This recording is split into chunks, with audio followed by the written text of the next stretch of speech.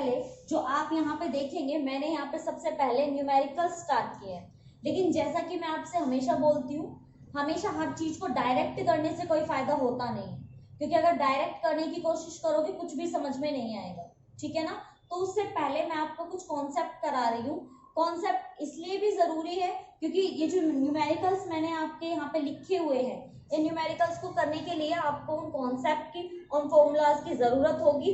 शायद आपको ना याद हो, आपने स्किप कर दिए हो, तो मेरा फर्ज बनता है कि आपको सबसे पहले ये बताऊं कि किस तरह से आपको इन कॉन्सेप्ट वाइज न्यूमेरिकल्स को करना है। तो सबसे पहले हम ये जो न्यूमेरिकल्स हैं, इनसे रिलेटेड जो भी हमारे पैटर्न हैं, कहने का मतलब जो भी हमारे कॉन्सेप्ट्स बनते हैं, हम सबसे पहले उन कॉन्सेप्ट के बारे में बात करेंगे। तो आइए चलिए फिर स्टार्ट करते हैं। सबसे पहले है हमारा वर्क डन, क्योंकि जैसा कि आप देख पा रहे हो, सबसे पहले आपको बात करनी है वर्क की, देन उसके बाद एनर्जी एंड देन पावर। तो सबसे पहले हम लोग सीखेंगे वर्क के बारे में, वर्क डन क्या होता है, कैसे लगता है, वर्क डन करने के लिए कौन कौन सी कंडीशन होनी चाहिए और कब आपका वर्क डन 0 होता है, ठीक है। तो देखिए, मान लीजिए कि आपको किसी भी बॉडी पे क्या करना है, वर्क करना है, तो भाई वर्क क्या होता है, वर्क कब होता है, सबसे पहले इंपॉर्टेंट बात तो ये है। मान लीजिए ये ऑब्जेक्ट है और यहाँ पे रखा हुआ है मेरे हैंड पे, और ये मेरे हाथ पे ही रखा हुआ है। तो अगर ये मेरे हाथ पे रखा हुआ है और सिर्फ जहां है वहीं पे ही रहता है, एक जगह से दूसरी जगह नहीं जाता है, तो आप क्या कह सकते हैं कि इसके ऊपर कुछ वर्क डन हो रहा है? तो नहीं, हम नहीं कह सकते कि जो बॉडी मेरे हाथ में है इसके ऊपर कोई भी वर्क डन हो रहा है।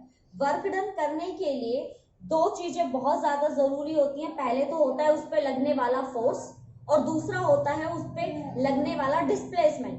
कहने का मतलब, अगर मैं इस बॉडी के ऊपर फोर्स अप्लाई कर रही हूँ और मैंने कुछ इस तरह से फोर्स को अप्लाई किया, तो आप देखते हैं पहले ये यहाँ पे था, देन उसके बाद फोर्स अप्लाई करते ये कहाँ पे आ गया, यहाँ पे आ गया। कहने का मतलब कि जैसे ही मैंने फोर्स अप्लाई किया, इसका क्या हो गया, डिस्प्लेसमेंट हो गया।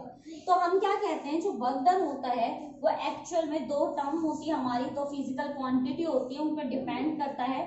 तो वो फिजिकल क्वांटिटीज कौन कौन सी होती हैं? वो फिजिकल क्वांटिटी होती है हमारी फोर्स इनटू में डिस्प्लेसमेंट। ये जो आप F देख रहे हो ये आपका फोर्स है, S जो आप देख रहे हो डिस्प्लेसमेंट है। तो हम कह देते हैं कि वर्क डन जब होता है या तो उसके ऊपर फोर्स लगे और फोर्स लगते उसमें क्या आ जाए, डिस्प्लेसमेंट। तो आप देख रहे होंगे जो फोर्स और डिस्प्लेसमेंट है, इसके बीच में मैंने डॉट लगाया हुआ है। ये डॉट क्या काम करता है कि जब हम इस डॉट को हटाते हैं तो हमारे पास ये फॉर्मूला बन जाता है Fs cos थीटा। कोई भी चीज ऐसे ही नहीं करा रही हूँ, ये अभी यूज होने वाला है, इसलिए आपको ये समझा रही हूँ दोबारा से, ताकि आपके एग्जैक्टली समझ में आ जाए कि कौन सा फॉर्मूला कहाँ से आया और क्यों आया, ठीक है। तो हम क्या करते हैं कि हमारे पास वर्क डन आ जाते हैं Fs cos थीटा। जब किन्हीं दो फिजिकल क्वांटिटी के बीच में डॉट होता है तो cos थीटा आता है, और जब दो किसी क्वांटिटी के बीच में क्रॉस लगा होता है तो साइन आता है। ये चीज आपको थोड़ी सी याद रखनी है, ये आपके फिजिक्स की कुछ बेसिक टर्म्स होती हैं कि जब आप डॉट की बात करते हैं तो हमारा आता है cos थीटा, और जब आप बात करते हैं क्रॉस की तो साइन थीटा आता है, और डॉट की बात करोगे तो cos थीटा आएगा। तो ये तो हुआ हमारे वर्क डन का फॉर्मूला। ये फॉर्मूला हम अभी यूज करेंगे, तो आपको इस फॉर्मूले को अच्छे से याद करना है। देन उसके बाद आता है हमारा नेक्स्ट जो है कि हमारा जो वर्क डन है वो 0 कब होगा, और मैक्सिमम कब होगा, और मिनिमम कब होगा। तो देखिए, जब आपके पास फॉर्मूला होता है ना, तो आपको मिनिमम, मैक्सिमम और 0 निकालने में कोई ज्यादा प्रॉब्लम होती नहीं है, क्योंकि अगर आपको फॉर्मूलाज को सॉल्व करना आता है तो आप इजीली क्या कर सकते हैं, आप आराम से उसकी वैल्यूज निकाल सकते हैं, चाहे वो आपका किसी भी वैल्यू पे पूछे, मैक्सिमम पूछे, मिनिमम पूछे, या फिर आपका 0 पूछे। तो देखिए, आपको पता होना चाहिए दो चीजें कि हमारा जो cos 0 होता है, अगर मैं बात करूं cos 0 डिग्री की, तो वो होता है हमारा 1। तो जब आपका जो cos थीटा है, थीटा जब आपका 0 डिग्री होगा तो वर्क डन आपका मैक्सिमम होगा। और 0 डिग्री कब होता है कि आपका जो फोर्स मैं लगा रही हूँ, मान लीजिए ये बॉडी है, मैं फोर्स किस डायरेक्शन में लगा रही हूँ, इसी डायरेक्शन में, और डिस्प्लेसमेंट भी क्या हो रहा है, इसी डायरेक्शन में। डिस्प्लेसमेंट का मतलब होता है सिंपल लैंग्वेज में कि बॉडी का एक जगह से दूसरी जगह सरक जाना या चेंज हो जाना, ये आपका डिस्प्लेसमेंट होता है। तो जैसे ही मैंने बॉडी को यहाँ पे रखा, बॉडी के ऊपर फोर्स लगाया इस डायरेक्शन में, तो जैसे ही इस डायरेक्शन में फोर्स लगाया, डिस्प्लेसमेंट हो गया। और आप देखते हैं जिस डायरेक्शन में फोर्स लगा उसी में डिस्प्लेसमेंट आया। एंगल कितना है? एंगल है 0 डिग्री।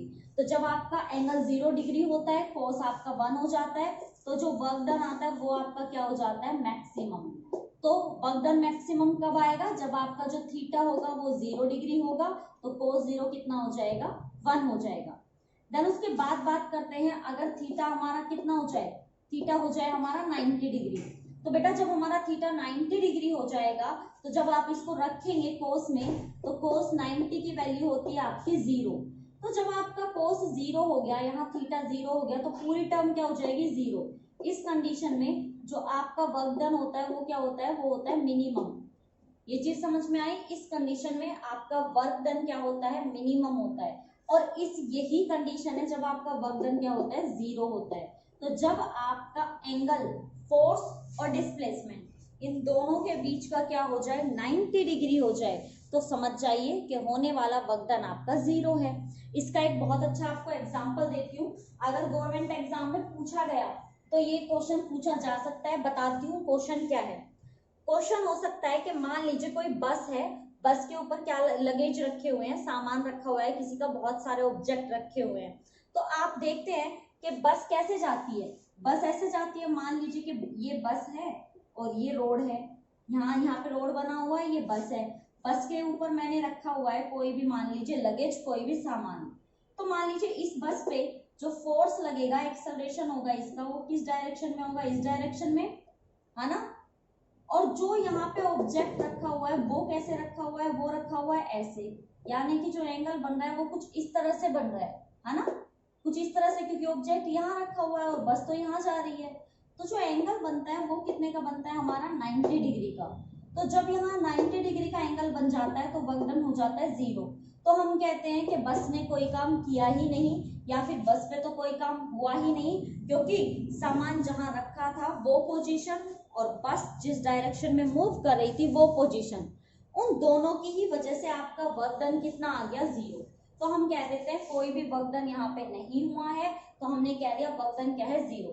अब इसका एक अदर एग्जांपल आपको देती हूँ ताकि आपके याद हो जाए, बहुत इंपॉर्टेंट है। आपने देखा होगा कि रेलवे स्टेशन पे कुली जो लगेज होता है उसको अपने सर पे ऐसे रख के लेके आता है ना।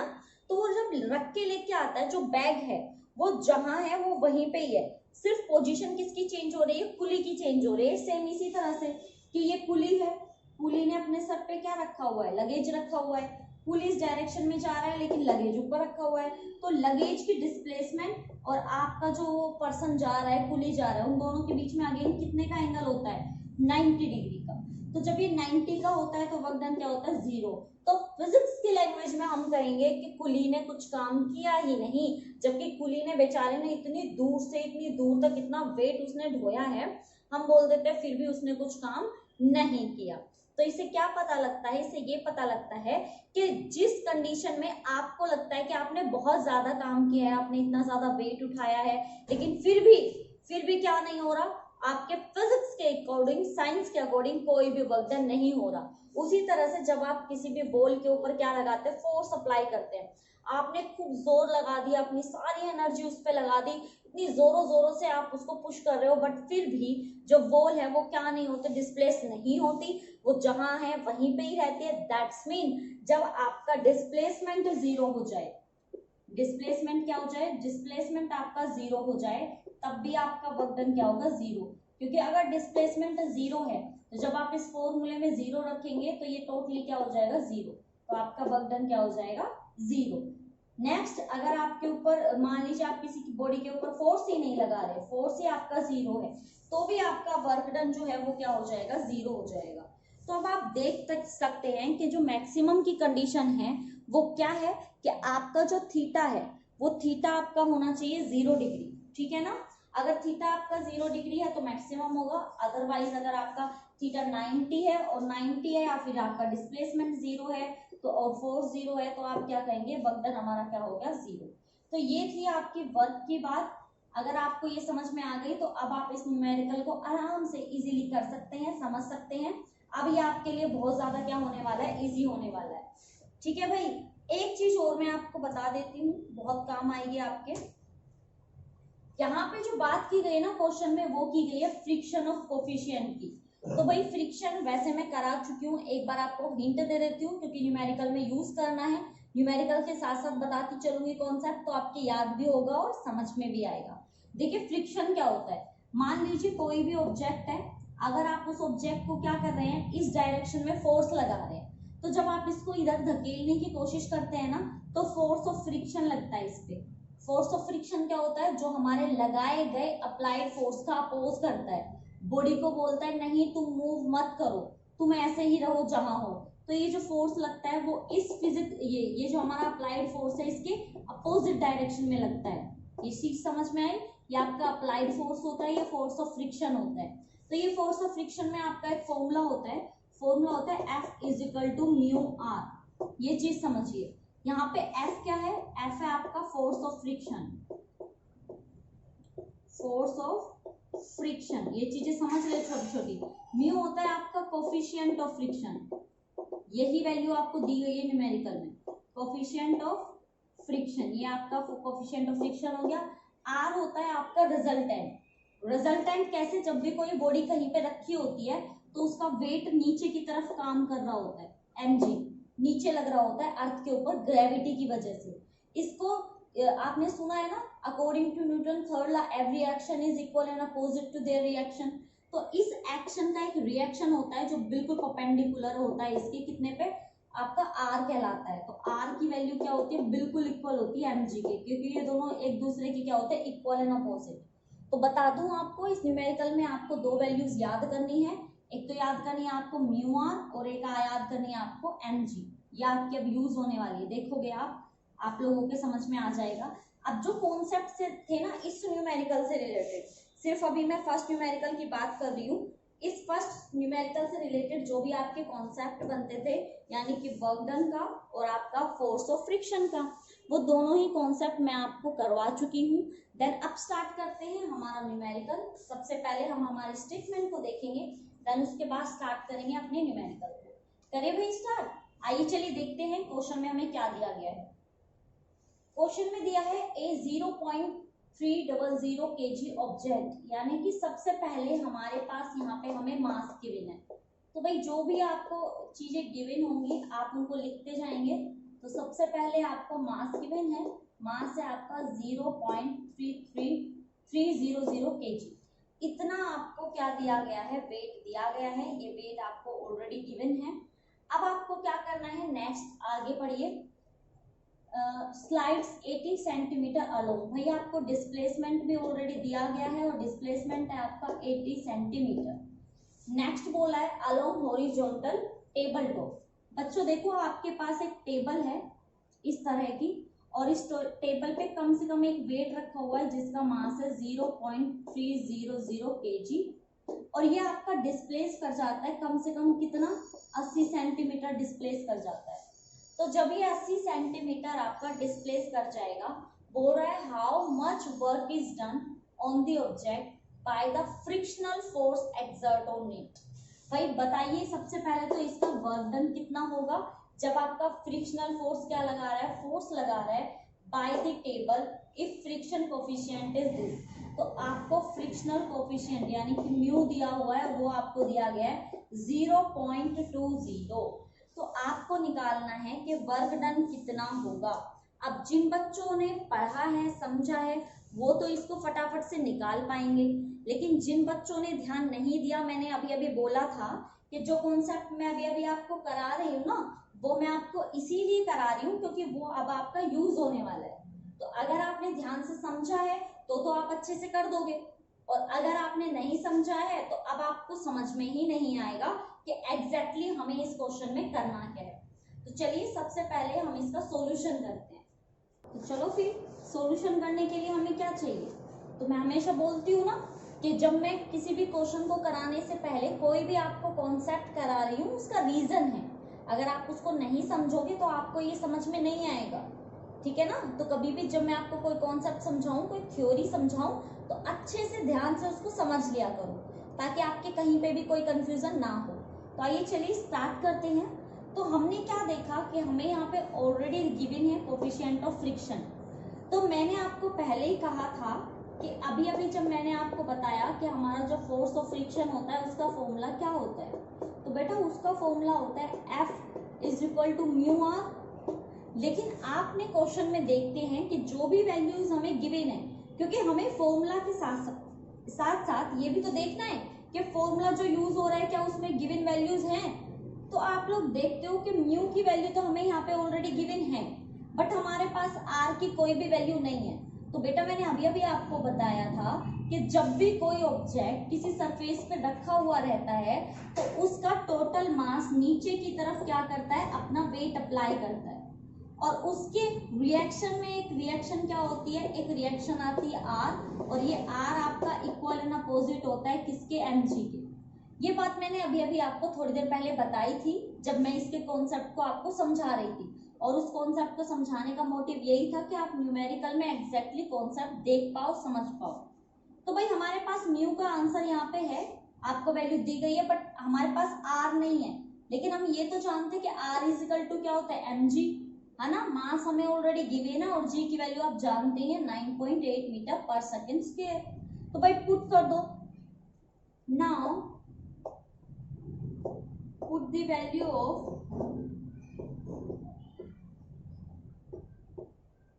R in equation 1, we get, हमें क्या मिलता है। ये क्वेश्चन आप बिल्कुल ऐसे ही करके आओगे अगर नंबर चाहते हो तो भाई हमने क्या किया, हमने जस्ट यहाँ पे म्यू और इनटू में mg कर दिया। अब क्या करना है आपको, नेक्स्ट लाइन लिखनी है, पुट दी और values of mu M and G in this equation we find. तो हमने इतना, मैं नहीं लिख रही हूँ, आपको लिखना है। इतना करने के बाद मैं डायरेक्ट वैल्यू पुट कर रही हूँ। हमारे पास म्यू की वैल्यू है 0.20, मास हमें गिवन है 0.300, और ग्रेविटी आप जानते हैं 9.8 मीटर पर सेकेंड स्क्वायर। तो जब आप ये सारी की सारी वैल्यूज को फाइंड आउट कर लोगे तो आपके पास फ्रिक्शन की वैल्यू लगभग आएगी 0.588 न्यूटन। ये आपके फोर्स ऑफ फ्रिक्शन की क्या आ गई, वैल्यू। देख लो अच्छे से, कहीं पे कोई कंफ्यूजन तो नहीं है। सबसे पहले हमें फ्रिक्शनल फोर्स बोला था, तो फ्रिक्शनल फोर्स होता है हमारा म्यू आर। आर की वैल्यू नहीं पता थी, लेकिन आर हम जानते हैं mg होता है। एम हमें मेंशन है, क्वेश्चन में ऑलरेडी गिवन है। जी की वैल्यू हम जानते हैं, तो मैंने आर की जगह लिख दिया है mg। जो भी वैल्यूज हमें गिवन थी क्वेश्चन में, वो सभी की सभी वैल्यू मैंने क्या कर दी, यहाँ पे जो हमारा फॉर्मूला था उसमें मैंने पुट कर दी, देन सोल्व कर दिया। तो हमारे पास यहाँ पे क्या आ गया, हमारे पास आ गया यहाँ पे फोर्स ऑफ फ्रिक्शन। अब ये तो हमारे पास फोर्स ऑफ फ्रिक्शन आ गया, बट इसने कहा है कि वर्क डन निकालना है, how much work is done on the object by the frictional force. यानी कि जब ये ऑब्जेक्ट इस डायरेक्शन में जा रहा था तो फ्रिक्शनल फोर्स इसके अपोजिट में ऐसे फोर्स लगा रहा था। तो इस बॉडी पर इसने, हमारे फ्रिक्शनल फोर्स ने कितना फोर्स अप्लाई किया, वर्क डन निकालो, कितना वर्क किया, तो वही हमें बताना है। तो भाई वर्क डन का फॉर्मूला तो आपको याद होगा, अभी अभी कराया था कॉन्सेप्ट में जब मैंने आपको स्टार्टिंग कराई थी। जब अभी अभी वीडियो स्टार्ट करने से पहले मैंने आपको बताया था कि जो वर्क डन होता है वो क्या होता है। तो इतनी छोटी छोटी बातें तो आपको याद होगी। वर्क डन क्या होता है, वर्क डन होता है आपका फोर्स इनटू में डिस्प्लेसमेंट। होता है या नहीं होता है, बिल्कुल होता है ना।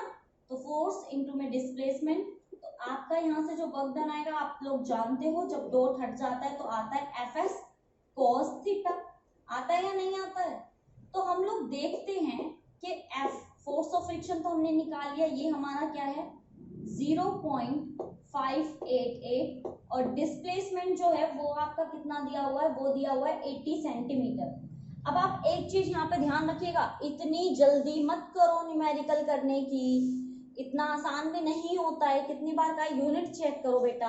तो यहाँ पे आपको यूनिट दे रखी है सेंटीमीटर, जबकि यहाँ दे रखी है केजी, गलत है ना।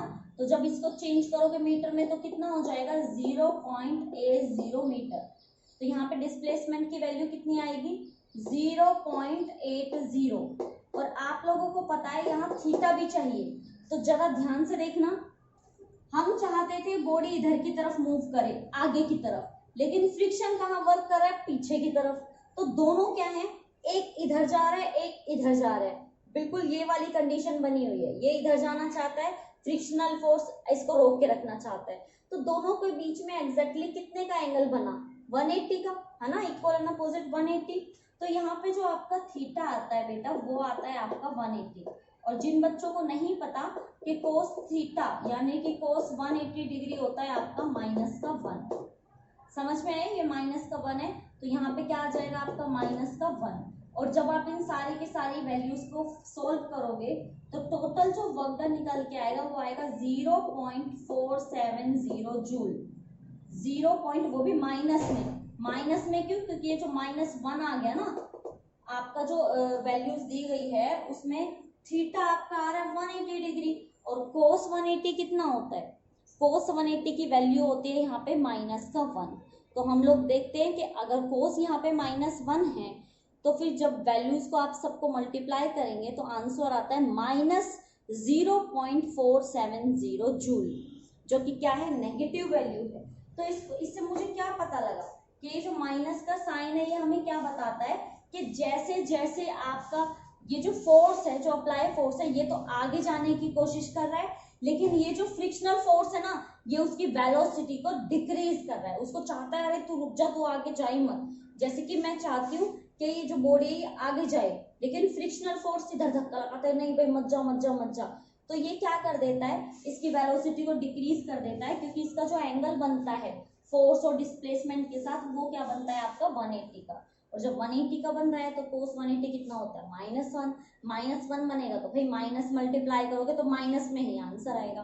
तो पता लगेगा कि जो फोर्स ऑफ फ्रिक्शन होता है, ये जो फ्रिक्शन किसी भी बॉडी के ऊपर काम करता है, कोई कार्य करता है या बर्डन करता है, तो वो उसको नेगेटिव डायरेक्शन में काम करता है, जिसकी वजह से क्या हो जाता है, जिसकी वजह से वर्कडन आपका नेगेटिव हो जाता है, जो इंडिकेट करता है कि फ्रिक्शनल फोर्स किसी भी ऑब्जेक्ट की वेलोसिटी को डिक्रीज कर देता है, उसको आगे जाने ही नहीं देता। तो भाई ये था हमारा फर्स्ट क्वेश्चन, बहुत ही अच्छा क्वेश्चन था। इसमें आपको तीन फॉर्मूले याद करने हैं। First F = μr, second R = mg, third आपका यहाँ पे फोर्स इनटू डिस्प्लेसमेंट। तो तीन आपके फॉर्मूला इस क्वेश्चन में यूज हुए हैं। क्वेश्चन बहुत अच्छा है, अगर आपके समझ में आया होगा तो बहुत अच्छा है, क्योंकि आप इस टाइप के क्वेश्चन कर सकते हो। ठीक है, मैंने आपको एक कॉन्सेप्ट अच्छे से बता दिया है कि कैसे μr आया, क्यों आया, म्यू क्या है, आर क्या है, सब कुछ मैं बता चुकी हूँ। तो आई होप आपके ये बहुत अच्छे से समझ में आ गया होगा। देन अब बात करते हैं हमारे सेकंड क्वेश्चन की। सेकंड क्वेश्चन में देखते हैं कि हमारे पास कौन सा फॉर्मूला लग रहा है, कौन सा कॉन्सेप्ट लग रहा है। तो सबसे पहले जैसा हम करते हैं कि सबसे पहले अपने न्यूमेरिकल की जो स्टेटमेंट है उस स्टेटमेंट को देखेंगे, समझेंगे, लिखेंगे, गिवन जो है वो देखेंगे, देन उसके बाद स्टार्ट करेंगे हमारा न्यूमेरिकल। है ना आसान, करें फिर शुरू। चलो स्टार्ट करते हैं। तो भाई आपसे क्वेश्चन में बोला है ए लेडर 5.0 मीटर लॉन्ग। ओके, यानी कि आपको जो हाइट दी गई है बच्चों वो दी गई है 5.0 मीटर, इतनी लॉन्ग है कोई भी ladder, and waiting 200 Newton has it centre of gravity. बेटा यहाँ पे बोला गया है 200 न्यूटन, यानी कि जो फोर्स है वो आपका कितना दिया गया है, वो दिया गया है आपका 200 Newton. Has it centre of gravity 120 centimetre from the bottom, यानी कि जो डिस्प्लेसमेंट हो रहा है वो आपका कितना दिया गया है 120 सेंटीमीटर। अब जिन बच्चों ने न्यूमेरिकल्स किए हैं, मेरी न्यूमेरिकल्स की वीडियो देखी है, वो देखते ही बता देगा कि यहाँ सेंटीमीटर है, गड़बड़ है ना, क्योंकि सेंटीमीटर को हमें किस में करना पड़ेगा, चेंज, मीटर में। आगे बोल रहा है इट्स टॉप एंड, बिल्कुल ऊपर के साइड जो वेट आपका दिया गया है वो आपका कितना दिया गया है 50 न्यूटन का। Compute the work required to raise ladder from horizontal position on the ground to vertical position. कितना वर्क होगा आपका हॉरिजॉन्टल और आपका वर्टिकल जो पोजीशन है उसमें, तो हमें दोनों का निकाल के दोनों का टोटल वर्क डन निकालना है।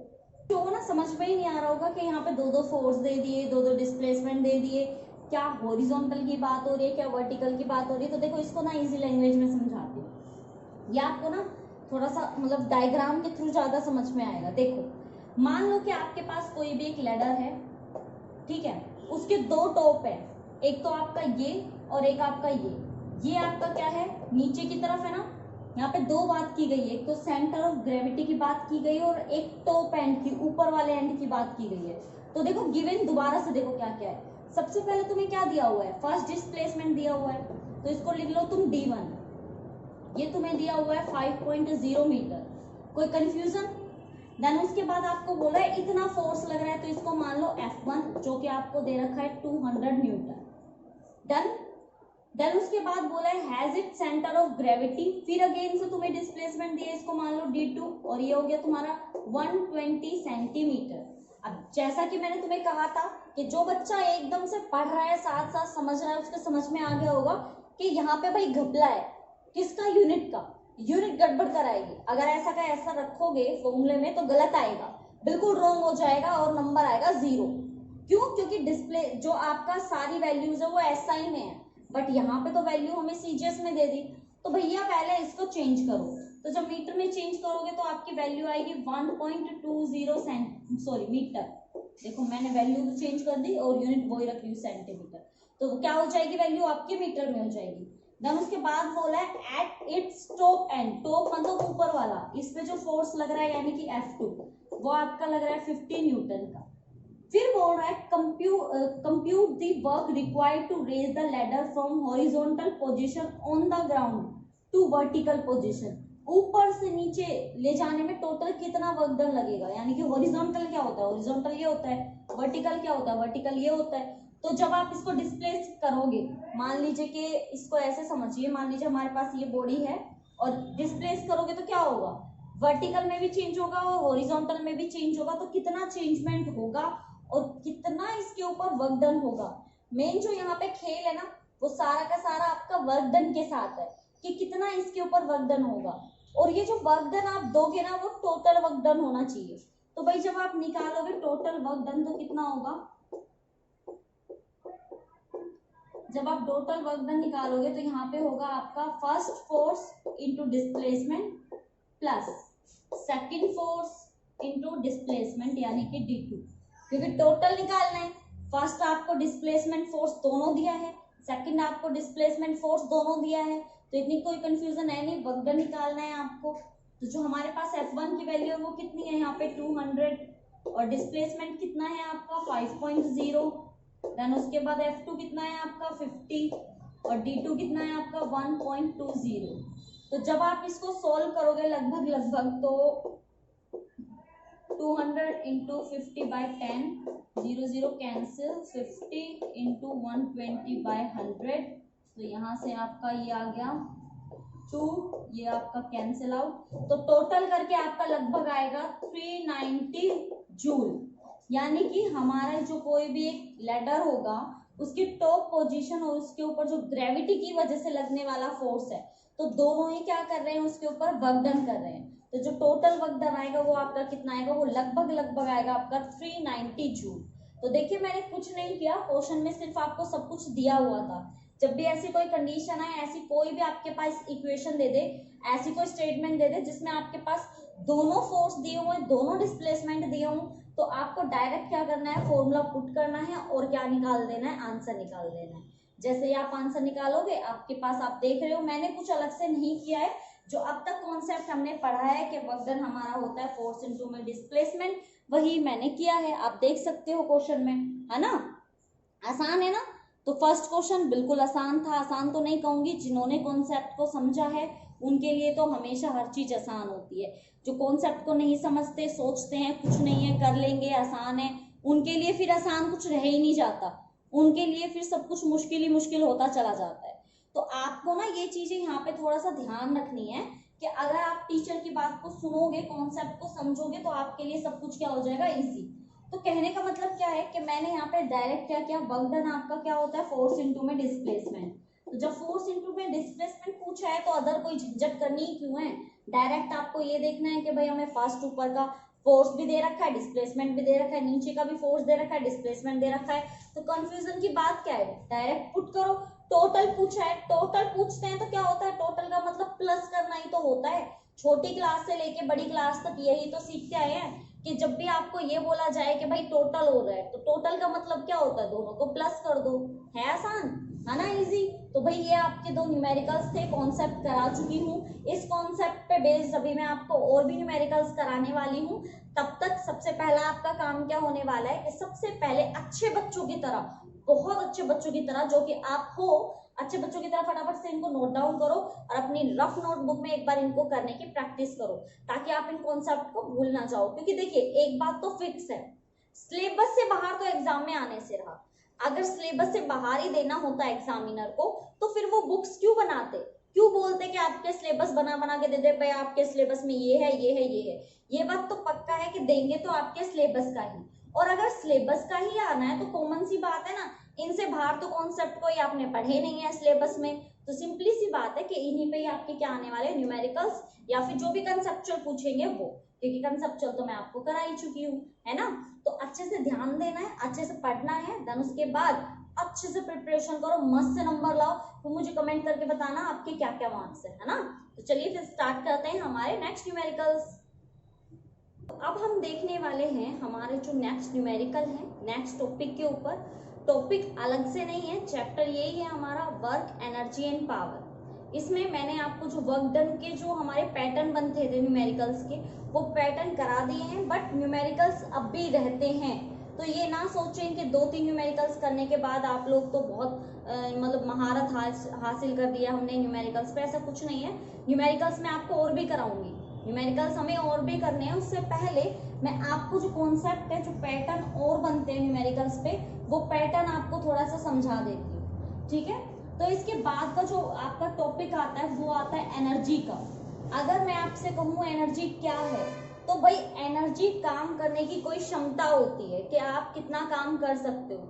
अगर मैं मेरी बात करूं तो अगर मुझे पढ़ाने के लिए बोला जाए तो मैं नॉन स्टॉप पढ़ा सकती हूँ, मुझे कोई प्रॉब्लम नहीं है। तो वो डिपेंड करता है कि हमारे अंदर कितनी शक्ति है, क्योंकि पावर को हिंदी में शक्ति बोलते हैं। सॉरी पावर नहीं, एनर्जी की बात कर रहे हैं हम लोग, ऊर्जा की बात करें तो पहले अभी ऊर्जा की बात करते हैं।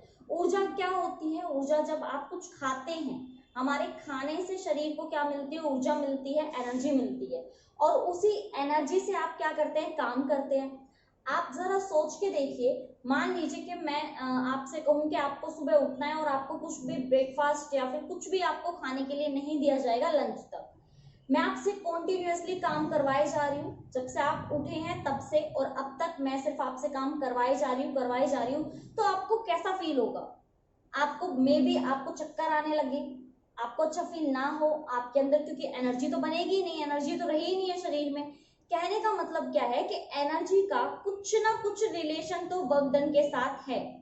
ये मैं इसलिए ऐसा समझा रही हूँ क्योंकि अब जो आने वाला क्वेश्चन है, जो अब मैं आपको न्यूमेरिकल कराने वाली हूँ, इस न्यूमेरिकल में आपको एनर्जी से रिलेटेड कुछ टर्म्स के बारे में पता होना चाहिए।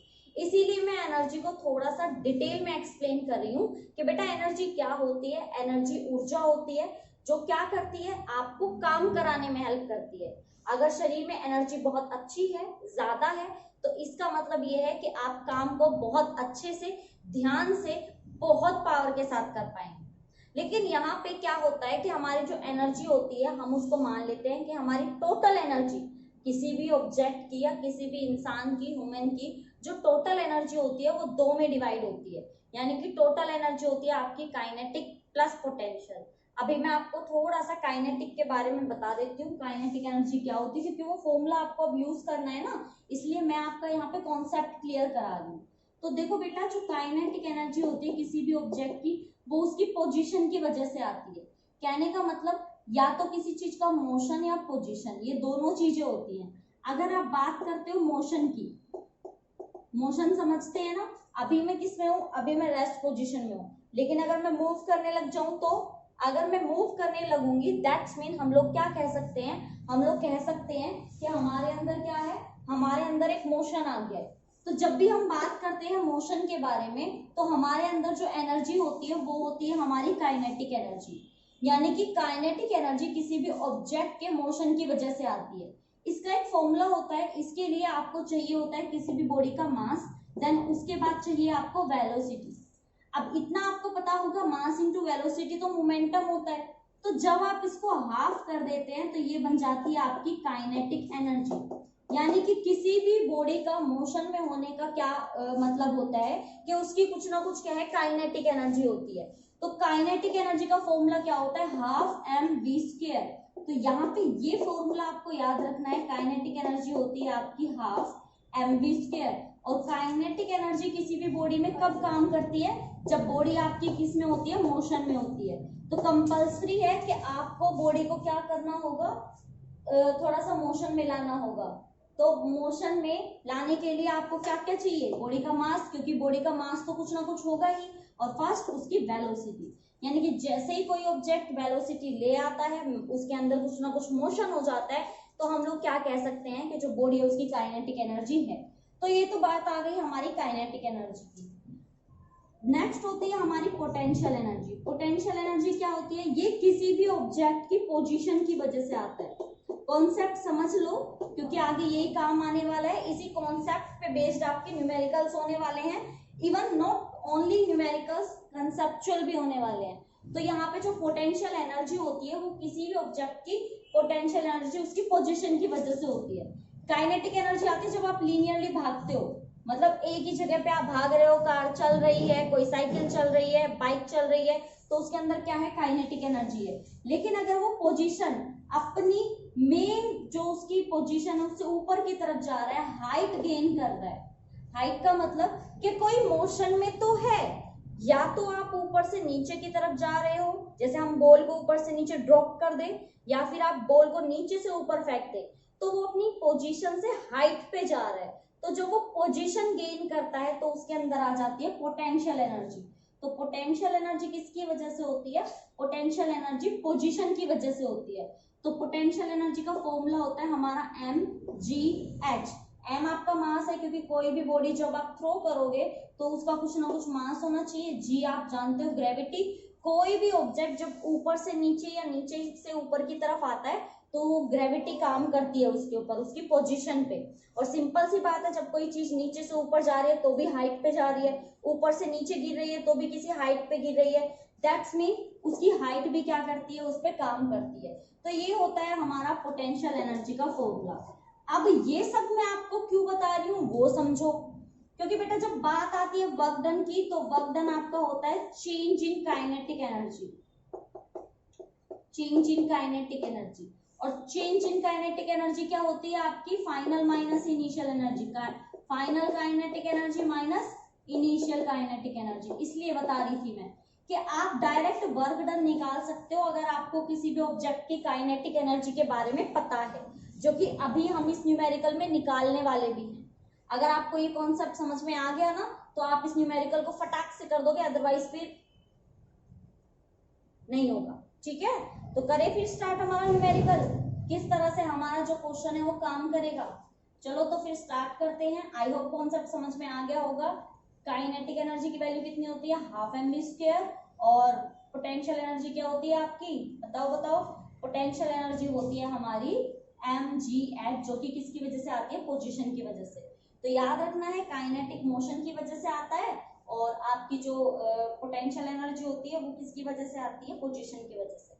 तो चलिए फिर न्यूमेरिकल को स्टार्ट करते हैं। सबसे पहले हमारे पास जो भी स्टेटमेंट यहाँ गिवन है, स्टेटमेंट में जो भी आपको वैल्यूज दी गई है, पहले उन वैल्यूज को यहाँ पे लिख लेते हैं, देन उसके बाद हमारी न्यूमेरिकल को सोल्व करेंगे फॉर्मूला की हेल्प से। ओके, तो देखिए यहाँ पे क्या लिखा हुआ है, क्वेश्चन है, एक 1200 kg कार, यानी कि मास दिया हुआ है कार का जो कि आपका 1200 kg, गोइंग 30 मीटर पर सेकेंड, यानी कि उसकी जो वेलोसिटी दी हुई है वो आपको दी गई है 30 मीटर पर सेकेंड, याद रखना है। Applies its brake and skids to rest, वो ब्रेक लगाता है और क्या करता है, रेस्ट पोजीशन में आ जाता है। तो क्या देखता है, if the frictional force between the slides tyres and the pavement is 600 newton, by force आपको दिया गया है यहाँ पे 6000 newton, how far does the car skids before coming to rest, rest में आने से पहले जो हमारी कार थी वो कितना आपका दूर तक जाएगी। तो ये आपका यहाँ पे न्यूमेरिकल है। न्यूमेरिकल बहुत अच्छा है, मुझे न्यूमेरिकल बड़ा पसंद आया। आप एक बार जरा पढ़ के देखो इस स्टेटमेंट को, क्या आप इस न्यूमेरिकल को कर सकते हो। कॉन्सेप्ट मैं आपको न्यूमेरिकल से पहले कराई चुकी हूँ कि कॉन्सेप्ट क्या क्या होगा, तो बताओ क्या आप इस न्यूमेरिकल को खुद से कर सकते हो, बता सकते हो कैसे होगा। न्यूमेरिकल इजी है, इस बात की गारंटी मेरी है। चलिए तो मैं आपको इस न्यूमेरिकल को कराती हूँ, समझाती हूँ कि एग्जैक्टली इस न्यूमेरिकल में हमें क्या क्या दिया गया है और क्या क्या करने के लिए बोला है। देखिए अब सबसे पहले we have find out kinetic energy of the body. Find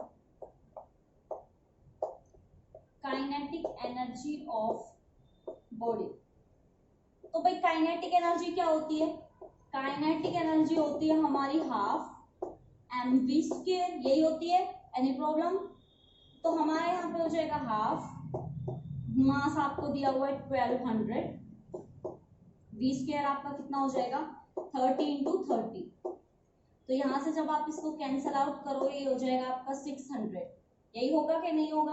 होगा या नहीं होगा ना भाई?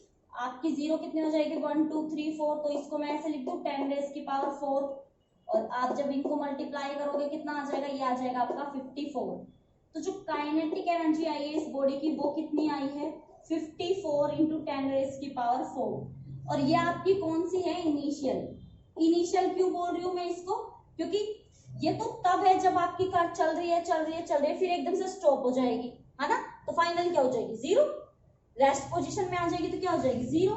तो जो आपकी काइनेटिक एनर्जी होगी जो कि फाइनल होगी वो आपकी क्या हो जाएगी? जीरो। तो ये हमारी फाइनल हमने निकाल दी, ये हमारी इनिशियल हमने निकाल दी। अब एक कॉन्सेप्ट कराया था सॉरी, एक कॉन्सेप्ट कराया था वर्क डन का, अगर याद हो तो। है याद या भूल गए? बताया था, माइंड पे थोड़ा सा जोर डालो, याद करो कि मैम ने कुछ तो कॉन्सेप्ट बताया था काइनेटिक एनर्जी का और वर्क डन का। वो कॉन्सेप्ट कौन सा था? तो अगर आप भूल गए हो तो भी कोई बात नहीं, मैं याद दिला देती हूँ। हमारा कॉन्सेप्ट था जो वर्क डन होता है वो हमारा होता है change in kinetic energy. Change in kinetic energy. और चेंज का मतलब क्या होता है बेटा? चेंज का मतलब होता है kinetic energy initial minus kinetic energy final. तो आप देखो वर्क डन क्या होता है? वर्क डन होता है फोर्स इनटू में डिस्प्लेसमेंट। तो चेंज इन काइनेटिक एनर्जी क्या हो जाएगा? इनिशियल की वैल्यू कितनी आई आपकी 54 इंटू 10 रेज़ की पावर कितना 4 आया या नहीं आया? आ गया। देन उसके बाद फाइनल तो आपकी जीरो ही हुई। यहाँ पे आपको निकालना क्या है? पूछ रहा है हाउ फार, कितना दूर तक जाएगा, तो यानी कि डिस्प्लेसमेंट। भाई दूरी का यही मतलब तो है कि कार जब स्टॉप होने से पहले कितनी दूरी तक जाके रुकेगी, तो हमें निकालना है डिस्प्लेसमेंट। तो डिस्प्लेसमेंट निकाल दो ये हो जाएगा आपका 54 इंटू 10 रेज़ की पावर 4, और फोर्स नीचे आ जाएगा, और फोर्स कितना है आपका 6000 है या नहीं है? तो 6, ये जीरो से यहाँ से ये कैंसिल, ये आ गया आपका 10, और ये कितने पे कटेगा 9, तो 9, तो ये हो गया आपका 90। तो भाई कितना डिस्प्लेसमेंट आया? ये आया आपका 90 मीटर सॉरी। तो ये आपका हो गया न्यूमेरिकल। आपका जो आंसर यहाँ पे निकल के आया वो कितना निकल के आया देख लो भाई। मेरे से अगर कहीं पे कोई गड़बड़ हो गई हो तो मैथ्स देख लेना अपना थोड़ा सा। इतनी मैथ्स तो आपको भी आती है कि इतना मैथ्स तो आप भी सही कर सकते हो, है ना? तो ये हो गया आपका फर्स्ट न्यूमेरिकल। कॉन्सेप्ट आपका सीधा सा था। सबसे पहले काइनेटिक एनर्जी निकाली, क्योंकि वेलोसिटी दी हुई थी। मास और वेलोसिटी को देख के आपके माइंड में दो चीजें आनी चाहिए, या तो मोमेंटम या काइनेटिक एनर्जी। मोमेंटम का तो कोई रोल है ही नहीं यहाँ पे, वर्क डन में मोमेंटम का कोई रोल नहीं होता। तो हमारा रोल किसका होगा? काइनेटिक एनर्जी का। तो मास को और वेलोसिटी को देखते ही सबसे पहले दिमाग में आया भाई आप पहले काइनेटिक एनर्जी निकाल लेते हैं। तो काइनेटिक एनर्जी निकाली। काइनेटिक एनर्जी का फॉर्मूला हमारे वर्क डन से रिलेट करता ही है। अब हमने देखा फार पूछे है, मतलब डिस्प्लेसमेंट पूछी है, और डिस्प्लेसमेंट का सीधा सीधा मीनिंग क्या होता है? काइनेटिक के साथ चेंज इन काइनेटिक एनर्जी। तो हमने सिंपली अपना कॉन्सेप्ट लगाया और फटाक से हमारा जो न्यूमेरिकल था वो हो गया। कहीं पे भी कोई आशंका ही नहीं है कि कहीं पे कोई गड़बड़ हो जाए, है ना?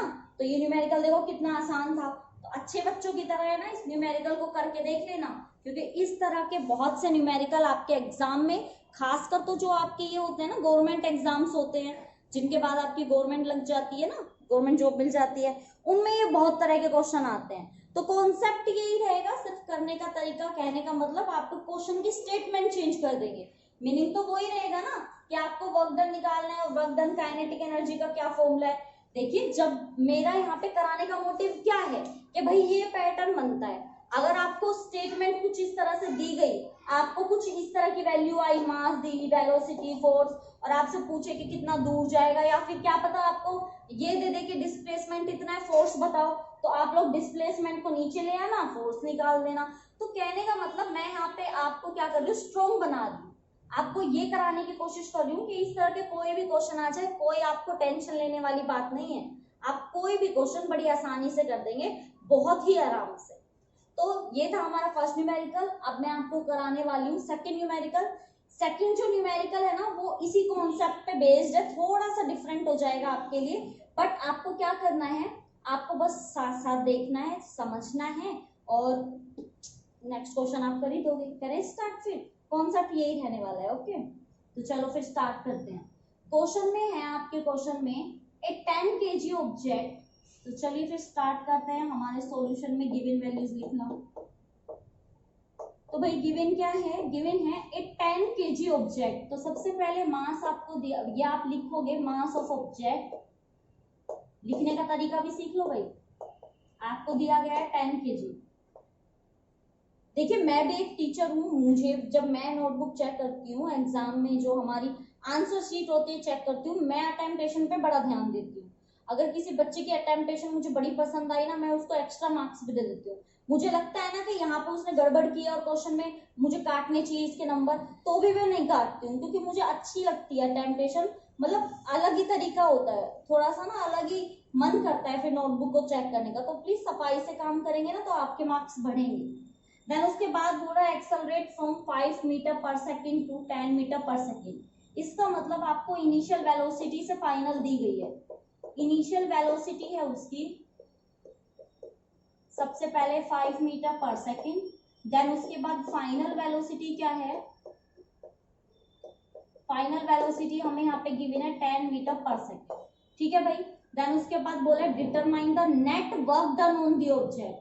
अब आप कहेंगे वर्क डन निकालना है, वर्क डन तो होता है फोर्स इनटू में डिस्प्लेसमेंट, क्वेश्चन में तो कहीं फोर्स और डिस्प्लेसमेंट दिया ही नहीं है, न्यूमेरिकल कैसे करोगे। तो भाई अभी अभी तो समझाया है, अभी बताया मैंने जस्ट, जब भी आपको ये दो चीजें दी हो, मास और वेलोसिटी, तो और कहीं तो ध्यान जाना ही नहीं है, सीधा ध्यान जाना चाहिए आपका काइनेटिक एनर्जी पे, कि काइनेटिक एनर्जी से भी तो वर्क डन निकलता है ना। तो आपको सबसे पहले क्या करना है, काइनेटिक एनर्जी निकालनी है। और अब आप ना अलग अलग नहीं करके दिखाएंगे, initial kinetic energy of the body and final kinetic energy of the body. अब मैं आपको कॉन्सेप्ट सिखाने वाली हूँ, एक नया सा बड़ा अच्छा सा कॉन्सेप्ट। जब आप इस कॉन्सेप्ट को समझ लोगे ना, तभी आपके आसानी से समझ में आ जाएगा कि किस तरह से करना है। क्योंकि यहाँ पे सबसे पहले मेरा मेन मोटिव होता है कि मैं आपको सबसे पहले कॉन्सेप्ट कराऊं, क्योंकि कॉन्सेप्ट समझने के बाद है ना, अगर मैं उसके जैसा एक और क्वेश्चन कराऊंगी, फटाक से करके दिखा दोगे। तो थोड़ा सा ध्यान से देखना इस चीज को। देखो काइनेटिक एनर्जी निकाल लो ना कभी भी, kinetic energy of the body, तो क्या करो, फॉर्मूला क्या होता है, हाफ mv का स्क्वायर, यही होता है। तो डायरेक्ट करो, कैसे, हाफ m को ऐसे ही रहने दो, वेलोसिटी को क्या कर दो, initial minus final, final minus initial, जो तुम्हारा मन करे। तो मैं पहले क्या कर रही हूँ, kinetic energy final minus initial, final minus kinetic नहीं वेलोसिटी, क्योंकि काइनेटिक तो टोटल फॉर्मूला क्या है, हाफ एम स्क्वायर, हम सिर्फ वेलोसिटी ले रहे हैं। तो वेलोसिटी क्या है, v फाइनल माइनस इनिशियल। इससे क्या होगा, आसानी हो जाएगी। ये कॉन्सेप्ट आप डायरेक्ट लगा सकते हो, अलग अलग काइनेटिक एनर्जी निकालोगे, फिर उन दोनों को माइनस करोगे इनिशियल में से फाइनल को, तो गड़बड़ हो जाएगी। गड़बड़ तो नहीं होगी, लेंदी हो जाएगा क्वेश्चन, और मैं चाहती हूँ फटाक से करो। तो देखो मास कितना है आपका, मास दिया गया है 10, फाइनल वेलोसिटी कितनी है 10, इनिशियल कितनी है 5, तो ये हो जाएगा आपका 1/2 इंटू 10 इंटू 5, तो कितना हो जाएगा, सॉरी 5, ये हो गया आपका कितना 25। यानी कि जो काइनेटिक एनर्जी आई है इनिशियल माइनस फाइनल करके सब कुछ, वो आपकी क्या आ गई है, वो आपकी आ गई है यहाँ पे 25। कहने का मतलब क्या है, जो हमारे पास यहाँ पे रिजल्ट निकल के आया है, जो अच्छा, एक मिनट, सॉरी मैंने यहाँ पे गड़बड़ कर दी भाई, आप लोग मत करना, मेरी गलतियों से सीखो। सॉरी एक गलती हो गई यहाँ पे, हम जो ये निकाल रहे हैं ना, यहाँ पे v का स्क्वायर लगाना भूल गई थी मैं, तो v का स्क्वायर भी तो लगाना है भाई, क्योंकि वर्क डन निकाल रहे हैं ना, और वर्क डन क्या होता है, चेंज इन काइनेटिक एनर्जी, और चेंज इन काइनेटिक एनर्जी आपकी यही होती है। देखो ये फॉर्मूला कैसे आया वो समझाती हूँ। वर्क डन क्या होता है, वर्क डन होता है चेंज इन काइनेटिक एनर्जी, तो आप करते हाफ mv का square final minus half mv का स्क्वायर इनिशियल, है ना, ऐसे ही करते हैं ना।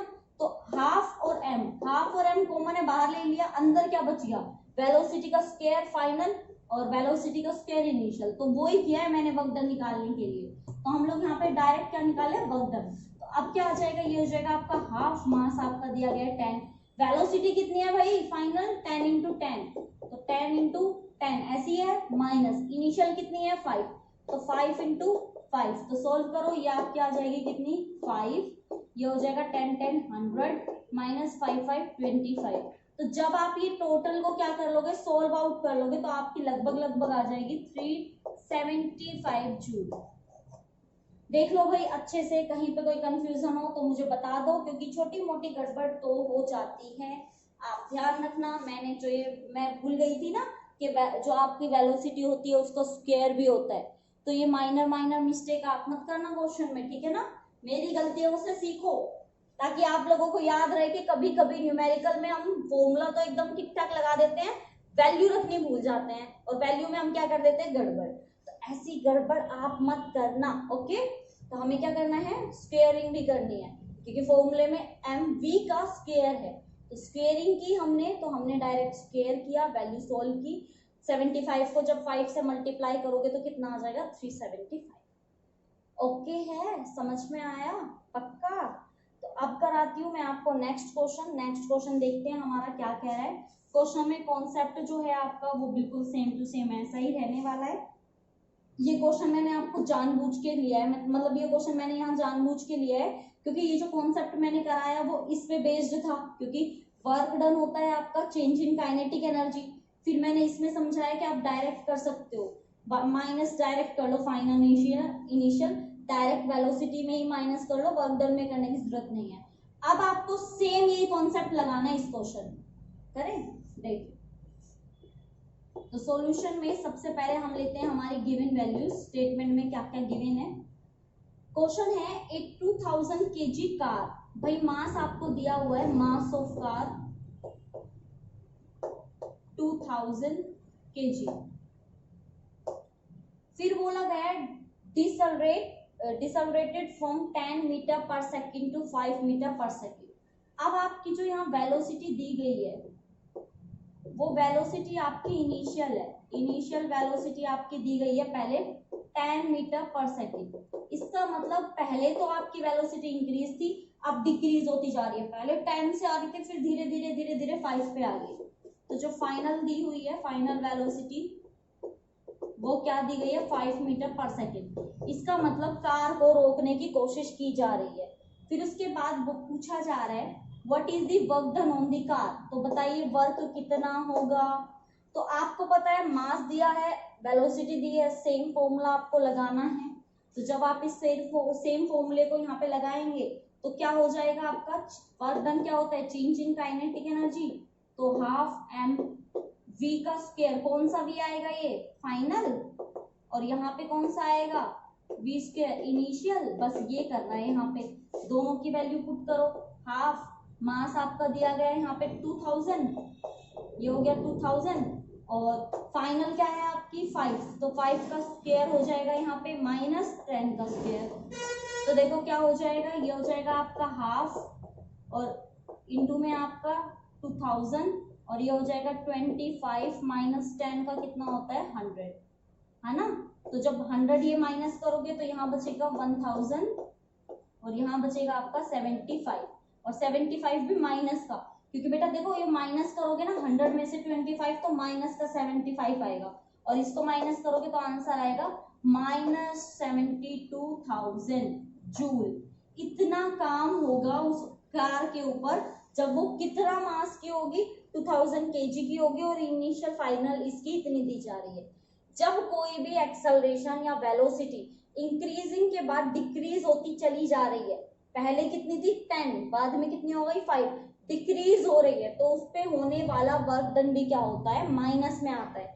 ये माइनस का साइन आप नीचे नोट कर सकते हो। Minus sign indicate that work done on the car is in negative velocity, क्योंकि नीचे कम होती जा रही है ना, पहले 10 थी 10 मीटर पर सेकेंड, अब वो 5 मीटर पर सेकेंड होती चली जा रही है, डिक्रीज होती जा रही है। दैट्स मीन ये माइनस का साइन हमें ये इंडिकेट करता है कि इसमें लगने वाला जो फोर्स, जो आपका लगने वाला वर्क डन है वो नेगेटिव है। ठीक है, ये सब समझ में आया। तो भाई देखिए ये हमारे 3 न्यूमेरिकल्स थे, तीनों एक दूसरे के साथ रिलेट करते हैं। सबसे पहले मैंने आपको कॉन्सेप्ट समझा ही दिया कि जो कॉन्सेप्ट होता है काइनेटिक एनर्जी का निकालने के लिए, ताकि हम वर्क डन निकाल सके, तो काइनेटिक एनर्जी मैंने बता दी, पोटेंशियल एनर्जी मैंने बता दी।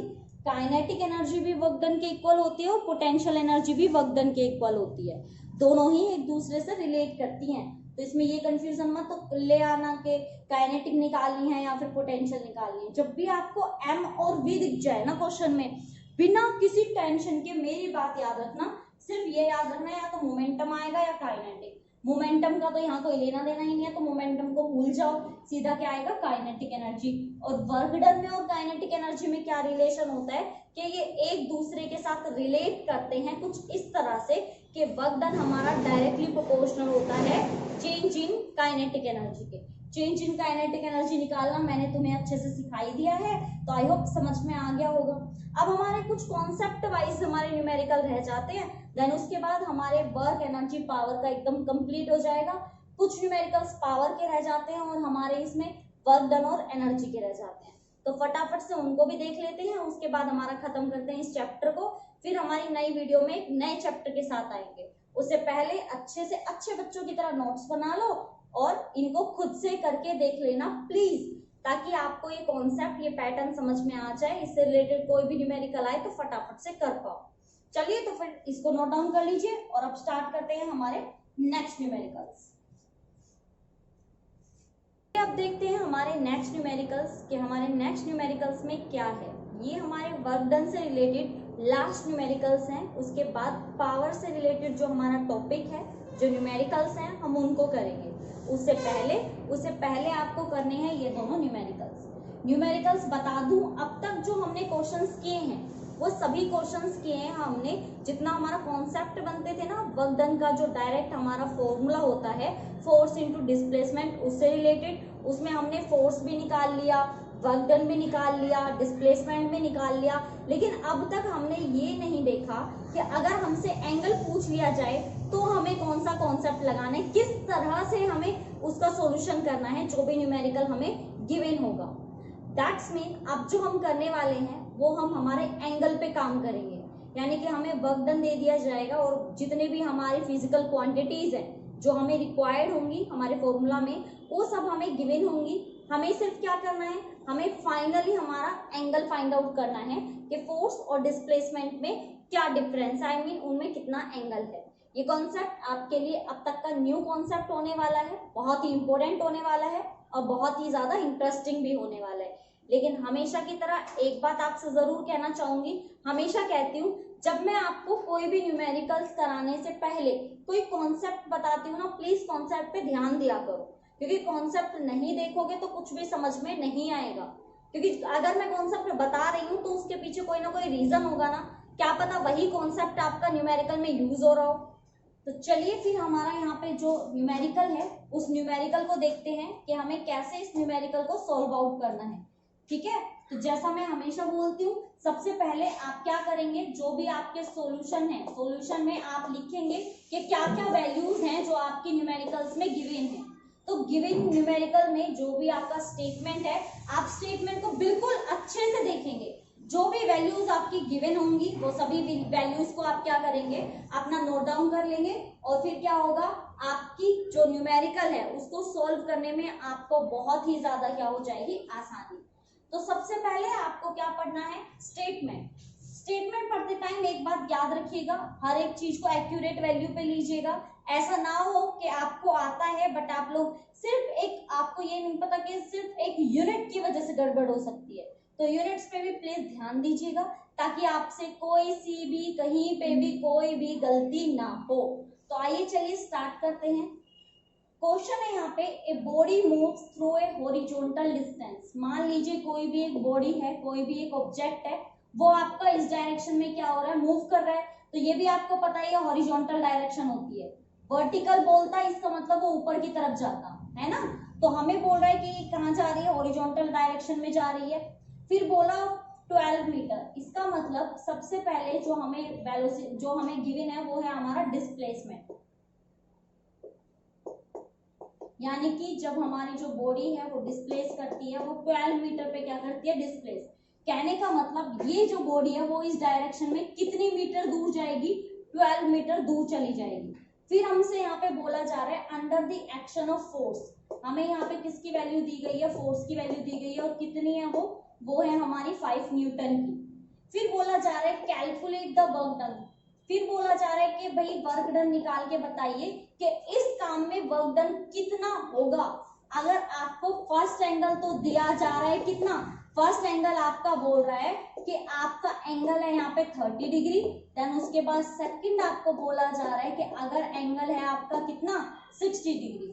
तो आपको क्या करना है, आपको सिर्फ क्या करना है, अपनी वैल्यूज को देखना है कि किस तरह से ये सॉल्व आउट होगी। ठीक है, तो अब बहुत आसान सा क्वेश्चन हो जाएगा, क्योंकि आपको पता है वर्क डन आपको क्या है, गिवन है, एंगल आपको गिवन है, तो न्यूमेरिकल किस तरह से सॉल्व करना है अब तक ये आप कर चुके हैं। तो देखिए वी नो दैट हम जानते हैं वर्क डन का फॉर्मूला क्या होता है बेटा, वर्क डन होता है आपका फोर्स इनटू डिस्प्लेसमेंट, और ये जो डॉट होता है जब आप इसको हटा देते हो तो आपका बन जाता है एफएस कॉस थीटा, होता है ना। तो हमें क्या निकालना है, वर्क डन, फोर्स आपको कितना दिया गया है 5 न्यूटन, और आपका डिस्प्लेसमेंट कितना दिया गया है, डिस्प्लेसमेंट आपको दिया गया है 12 मीटर। तो आपके यहाँ पे जो वैल्यूज आ जाएंगी इन वैल्यूज को आप पुट करेंगे। अब आपको पता है कोस भी आपको दिया गया है, तो कोस आपको कितना दिया गया है, कोस 30। तो सबसे पहले मैं किसके लिए निकाल रही हूँ वर्क डन, फर्स्ट वैल्यू के लिए, जब आपका 30 कितना है, when theta is equal to 30 degree.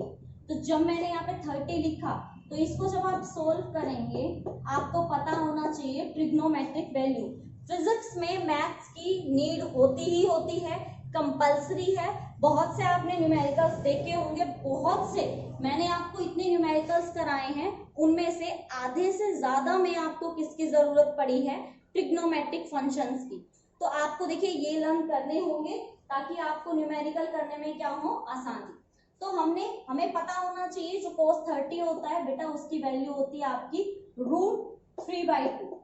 तो जब आप √3/2 करते हैं तो यहाँ से काटने के बाद आपके पास जो फाइनल √3 की वैल्यू रखने के बाद जो रिजल्ट आएगा वो आएगा 5.196। ये आपका निकल के आया है फर्स्ट वर्क डन जब आपका एंगल कितना दिया गया हो, आपका एंगल दिया गया हो 30 डिग्री। तो चलिए अब बात करते हैं हमारे सेकंड क्वेश्चन की तरफ। जब आपका एंगल कितना दिया गया हो, जब आपका bend theta is equal to 60 degree, तो भाई वर्क डन क्या होता है, वर्क डन होता है F डॉट S, डॉट जब हट जाता है तो हमारे पास आ जाता है cos थीटा। अब हमारे पास वर्क डन, फोर्स हमें कितना दिया है, अगेन 5 न्यूटन, अगेन डिस्प्लेसमेंट 12, सिर्फ हमारा एंगल चेंज है, एंगल कितना है हमारा 60। और जिन बच्चों को नहीं पता उनको बता दूं, वैल्यूज याद कर लो, cos 60 होता है 1/2, ये आपका कितने पे चेंज होगा, 2 पे कितना जाएगा, वर्क डन आ जाएगा 30 जूल। ठीक है, आई समझ में। ये हो गया आपका फर्स्ट न्यूमेरिकल जो कि आपके थीटा पे यानी कि हमारा जो एंगल होता है उस पर डिपेंड करता था। क्वेश्चन इजी है, सिर्फ और सिर्फ आपको एंगल पता होना चाहिए। अगर आपको एंगल पता है, फोर्स पता है, डिस्प्लेसमेंट पता है, तो आप वर्क डन निकाल सकते हो। कोई भी 3 चीज दे देंगे आपको, क्योंकि आप अगर ध्यान दें कोई भी फॉर्मूला होता है ना उसमें ये याद रखा करो कितनी फिजिकल क्वांटिटी है। आप इसमें देख लो 4 है, 1 2 3 4 फिजिकल क्वांटिटी है। अगर आपको कोई भी 3 दे दी जाए तो आप 4th इजीली निकाल सकते हो, कोई नहीं रोक सकता। तो कहने का मतलब क्या है, कोई भी आपको फॉर्मूला याद हो तो आप उसमें क्या कर सकते हैं, ये देखा करो कितनी फिजिकल क्वांटिटीज हैं, कितनी आपको गिवन है, तो आप नेक्स्ट वाली निकाल सकते हो, निकाल सकते हैं ना। तो भाई ये है हमारा फर्स्ट न्यूमेरिकल जो कि हमारे वर्क डन पे डिपेंडेंट था, जो कि एंगल की हेल्प से हुआ है। अब हम करने वाले हैं हमारा जो यहाँ पे सेकंड न्यूमेरिकल है वो सेकेंड न्यूमेरिकल में आपको एंगल निकालने के लिए बोला गया है, निकालने के लिए मतलब फाइंड आउट करने के लिए बोला गया है कि अगर इतना फोर्स हो, इतना डिस्प्लेसमेंट हो, और अब मैंने अभी अभी आपसे कहा कि अगर आपको फॉर्मूला याद है तो आप देख सकते हो कितनी फिजिकल क्वांटिटीज आपको गिवन है, और नेक्स्ट वाली आप क्या उसकी हेल्प से निकाल सकते हो, बस इतना ही करना है। तो चलो फिर स्टार्ट करते हैं हमारा सॉल्यूशन। जो भी हमें गिवन वैल्यूज होंगी पहले उन गिवन वैल्यूज को देखते हैं। क्वेश्चन में बोला गया है ए फोर्स ऑफ 10 न्यूटन, यानी कि सबसे पहली जो हमें वैल्यू दी है वो दी गई है फोर्स की, कितनी, 10 Newton. Displace an object through 20 centimetre, ध्यान से देखिएगा कितनी दूर तक जाता है डिस्प्लेसमेंट, डिस्प्लेसमेंट है आपका 20 सेंटीमीटर। बोल रहा है does work of 1 joule in the process, work भी आपको दिया गया है, वर्क डन आपको कितना दिया है, वर्क डन आपको गिवन है 1 जूल, तो आपको 1 जूल का वर्क डन दिया हुआ है in the process, find angle between force and displacement. तो देखिए जैसा मैं आपसे बोल रही थी, देखो पहले ऐसे करेंगे ना, we know that work done is equal to force, ऐसे होता है हमारा फॉर्मूला। तो मैंने आपसे अभी अभी कहा कि आपको ना कोई भी 3 फिजिकल क्वांटिटी दे देंगे, फोर्थ आपको निकालनी है। तो आप देखते हो वर्क डन आपको गिवन है, फोर्स भी गिवन है, डिस्प्लेसमेंट भी गिवन है, एंगल गिवन नहीं है, तो हम एंगल को निकाल सकते हैं। तो आप किसी भी फॉर्मूला में ये चेक कर सकते हो न्यूमेरिकल करते टाइम पे कि आपको कितनी फिजिकल क्वांटिटी दी गई है और नेक्स्ट आप निकाल सकते हो या नहीं। तो इतना करने के बाद वर्क जब आपको 1 दिया गया है, फोर्स आपको कितना दिया गया है 10 न्यूटन का, और डिस्प्लेसमेंट आपको कितना दिया गया है यहाँ पे 20 का दिया गया है नहीं, देख लो अपना आराम से, कहीं पे भी कोई कंफ्यूजन है तो मुझसे पूछ सकते हो कि मैम यहाँ पे हमें बहुत ज्यादा कंफ्यूजन हो रही है, समझ में नहीं आ रहा किस तरह से करना है। अब जिन बच्चों ने मेरा कराया हुआ क्वेश्चन देखा है वो मुझे मतलब इस क्वेश्चन को देखते ही, मुझे नहीं, क्वेश्चन को देखते ही बता देगा मैम इस क्वेश्चन में गड़बड़ है, और मैं पूछूंगी कैसे, तो मेरे बच्चे आराम से बता देंगे मैम डिस्प्लेसमेंट 20 आएगा ही नहीं। आप कहेंगे कैसे, तो मैं कहूंगी भाई न्यूटन भी एसआई यूनिट होती है, जूल भी एसआई यूनिट होती है, लेकिन सेंटीमीटर होती है ना सीजीएस वैल्यू। गड़बड़ हो गई ना। मैं भी देखना चाह रही थी कि मैं अगर 20 लिखूंगी आप 20 लिख दोगे, सेंटीमीटर को मीटर में चेंज करोगे ना, तो यहाँ पे आपको चेंज करना है किसको, मीटर में। अब आई बात समझ में, बोलती हूँ ना बार बार, पैटर्न को याद रखो, चीजों को याद रखो, बहुत ज्यादा जरूरी होता है यूनिट्स के बारे में। अगर यूनिट में अगर आप इसको करते ना 20 करते तो आपका आंसर आता ही नहीं। तो बार बार बोलती हूँ मैं आपको कि यूनिट पे फोकस करो। जब ये आप लिख देते हो ना, जब आप गिवन लिखते हो, गिवन लिखने के आपके मेन यही रीजन होते हैं कि आप चेक कर पाओ कि जो आप कॉन्सेप्ट लगाने वाले हो वो एग्जैक्टली सही है या नहीं, जो फिजिकल क्वांटिटी आपको चाहिए वो है या नहीं, और फिर उसके बाद आपको चेक करना है क्या यूनिट सही है या नहीं, या यूनिट में कोई गड़बड़ है। तो यूनिट जब आप देखते हो तो आपको पता लगता है सेंटीमीटर में है, ये तो सीजीएस हो गई, गलत हो जाएगा, तो मीटर में चेंज करने के लिए 20/100। अब जब आप इसको कैंसिल करते हो, 0 से 0 कैंसिल, यहाँ 0 से 0 कैंसिल, ये बच गया आपका cos थीटा, है ना। तो अब आप 2 को नीचे ले आओगे तो 1/2 इज इक्वल टू क्या हो जाएगा आपका cos थीटा, होगा या नहीं।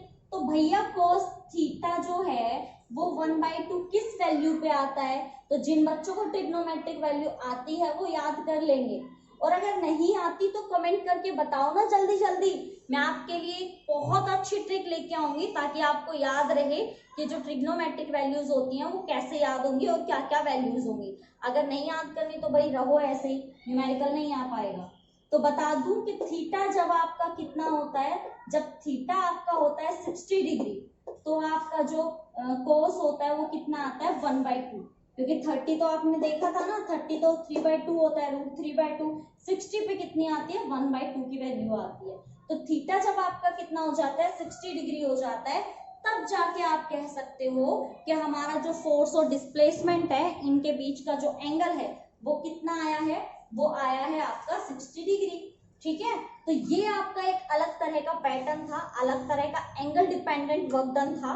इसमें आपको बाकी तीनों चीजें दी हुई रहती हैं, सिर्फ आपको क्या फाइंड आउट करना रहता है, आपको बस फाइंड आउट करना रहता है कि एंगल कितना है फोर्स और डिस्प्लेसमेंट के बीच में। तो देख लीजिए, ये भी आपका एंगल पे था, ये भी आपका एंगल, इसमें एंगल आपको दिए हुए थे, सिर्फ वर्क डन निकालना था, इसमें आपको एंगल पूछा गया था। तो क्वेश्चन में कितना डिफरेंस है और किस तरह से करना है, इस पैटर्न पे अगर कोई क्वेश्चन आता है तो आप इजीली कर पाएंगे अब, ठीक है ना। तो अच्छे से इनकी प्रैक्टिस कर लेना, करके देख लेना। वर्क डन से रिलेटेड ये लास्ट न्यूमेरिकल थे, इससे बाहर किसी भी कॉन्सेप्ट पे न्यूमेरिकल नहीं आएंगे, इस बात की श्योरिटी मैं देती हूँ, ठीक है। तो फिर अब बस हमारे जो पावर है, हमारे पावर का टॉपिक और उससे रिलेटेड न्यूमेरिकल्स रह गए हैं, उसको मैं आपको नेक्स्ट वीडियो में कवर करा दूंगी। तब तक के लिए आपका होमवर्क यही रहने वाला है कि आप इन क्वेश्चंस को नोट डाउन करेंगे, देन इसके बाद इनकी प्रैक्टिस करेंगे। और हाँ, एक मेन काम भी आपको करना है, ये भी मैं आपको टास्क देके जा रही हूँ कि जो आप वीडियो देख रहे हैं और जो वीडियो आप देखते हैं उनको लाइक कीजिए, चैनल को सब्सक्राइब कीजिए और चैनल को प्लीज अपने दोस्तों के साथ भी शेयर कीजिए, ताकि उनको भी बहुत अच्छा मतलब प्रिपरेशन हो जाए, अच्छे से वो पढ़ लें, अच्छे से वो भी अच्छे से अपना डिप्लोमा कर पाए। तो चलिए फिर मिलूंगी आपसे नेक्स्ट वीडियो में नेक्स्ट टॉपिक के साथ। तब तक के लिए पढ़ते रहिए, लिखते रहिए, अपना ध्यान रखिए। Take care, bye bye.